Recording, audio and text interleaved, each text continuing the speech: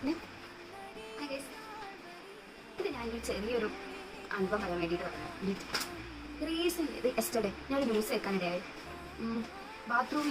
ഹോസ്പിറ്റലിൽ ബാത്റൂമിൽ പ്രസവിച്ചിട്ട് 19 ഏജുള്ളൊരു കുട്ടി, ആ ജനിച്ച കുട്ടീനെ അത്ര ടൈമിൽ തന്നെ ആ ജനിച്ച് വീണിട്ടുള്ള ഒരു കുട്ടീനെ ആ ജനാലെ കൂടെ പുറത്ത് കളഞ്ഞിട്ടുണ്ട്. അത് കേൾക്കുന്നത് മുന്നേ നടന്നൊരു ഇൻസിഡൻറ്റ് കഴിഞ്ഞിട്ടാണ്. ആ ഇൻസിഡൻറ്റ് എന്താണെന്ന് പറയാം. ഞാനും എൻ്റെ മോനും കൂടെ എൻ്റെ വീട്ടിലോട്ട് പോവുകയായിരുന്നു. ജസ്റ്റ് സാധനങ്ങളൊക്കെ മേടിച്ച് ഞാൻ എൻ്റെ അച്ഛനെ കാണാൻ വേണ്ടിയിട്ടായിരുന്നു. വീട്ടിലാരുമില്ല. അപ്പോൾ അച്ഛനക്ക് പെട്ടെന്ന് കാണാൻ തോന്നി, മിസ് ചെയ്ത്. ഞാൻ എന്തായിരുന്നു അച്ഛനെ കാണാമെന്ന് വിചാരിച്ച് പോയ സമയത്ത് വഴി വെച്ചിട്ട് ഞാനും മോനും കൂടെ വീണു. ആ നിമിഷം അവൻ്റെ കയ്യിൽ നിന്ന് വീണു, താഴെ വീണു, തല നിലത്തിടിച്ചു. അപ്പം എനിക്കുണ്ടായത് ഒരു ചെറിയ മുറിവ് പറ്റിയപ്പോൾ വേദനിച്ച് പിന്നാലെ 2 ദിവസം കിടക്കുന്ന ഞാൻ എൻ്റെ പെയിനോ കാര്യങ്ങളോ ആകെ സ്റ്റോക്കായിപ്പോയി. ഞാൻ എന്താ പറയേണ്ടത്, എനിക്ക് എന്താ ചെയ്യേണ്ടതെന്ന് അറിയില്ല. വഴിയിൽ അവിടെ ആരും ഇല്ലായിരുന്നെങ്കിൽ ഇന്ന് എൻ്റെ അപ്പത്തിൻ്റെ അവസ്ഥ എന്തായിരിക്കും എനിക്ക് ചിന്തിക്കാൻ പോലും പറ്റില്ല. ദൈവത്തിനെ പോലെയുള്ള അവരുണ്ട് എന്നുള്ളത് അന്ന് ഇന്നലെ എനിക്ക് മനസ്സിലായത്. സോ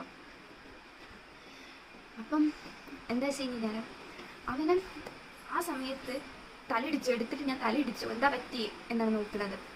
എന്നിട്ട് നേരെ അതേപോലെ തന്നെ ഹോസ്പിറ്റലിൽ പോയി ഡോക്ടർ പറഞ്ഞ പ്രശ്നമൊന്നുമില്ല, ഈ പ്രായത്തിലുള്ള വീണ് കഴിഞ്ഞ് കഴിഞ്ഞാൽ പെട്ടെന്നൊന്നും അങ്ങനെ ഹെഡ് ഇഞ്ചറി ഒന്നും വരത്തില്ല, നമുക്ക് 24 hour ഒബ്സർവേഷൻ നോക്കാം, എന്നിട്ട് വോമിറ്റിങ് അങ്ങനെ എന്തെങ്കിലുമൊക്കെ ആയിട്ട് അപ്ഡൗണായിട്ട് തോന്നുകയാണെങ്കിൽ കൊണ്ടുവരാൻ പറഞ്ഞു. അപ്പോൾ അവർ ഓക്കെയാണ്. ഓക്കെ ആയതുകൊണ്ടാണ് ഞാൻ അപ്പോൾ ഈ ഒരു വീഡിയോ എടുക്കുന്നത്. അത് കഴിഞ്ഞ് ഞാൻ വീട്ടിലെത്തിയപ്പോഴാണ് ആ ന്യൂസ് കാണുന്നത്.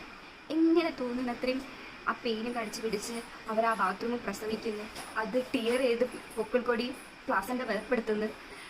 അറിയൂല അതൊക്കെ എങ്ങനെയാണ്, കാരണം പ്രസവിച്ചതേ എങ്ങനെയാണെന്നുള്ളത് അനുഭവിച്ചിട്ടുള്ള ആ ഒരു സ്റ്റേജിലൂടെ കടന്നു പോയിട്ടുള്ള പ്രഗ്നൻസി, ആ സ്റ്റേജിലൂടെയൊക്കെ കടന്നു പോയിട്ടുള്ളവർക്ക് അറിയാമായിരിക്കും ഇത് എത്ര ഇമ്പോസിബിൾ ആയിട്ടുള്ള കാര്യങ്ങളാണ്, ഇതൊക്കെ എങ്ങനെ ഹാൻഡിൽ ചെയ്യും എന്നുള്ളതൊക്കെ. സോ എങ്ങോട്ടാണ് ഈ കേരളത്തിൻ്റെ പോക്ക്? എന്താണ് ഒരു അമ്മയ്ക്ക് ഇങ്ങനെ ആവുമോ, അല്ലെങ്കിൽ ഒരമ്മയ്ക്ക് ഇങ്ങനെ ആവാൻ പറ്റുമോ എനിക്കപ്പം തോന്നിപ്പോയി. സോ ഇങ്ങനെയുള്ളവരെ പ്ലീസ് കൗൺസിൽ ചെയ്യുക, എഡ്യൂക്കേഷൻ കൊടുക്കുക. ഈ എന്തായിരുന്നു കുഞ്ഞു പ്രായത്തിൽ പ്രഗ്നൻ്റ് ആവുന്നതിനെ കുറിച്ച്, അതിൻ്റെ സീരിയസ്നെസ്സിനെ കുറിച്ചിട്ട് ഇനിയിപ്പോൾ അതിൻ്റെ കാര്യങ്ങളൊന്നും അറിയില്ല.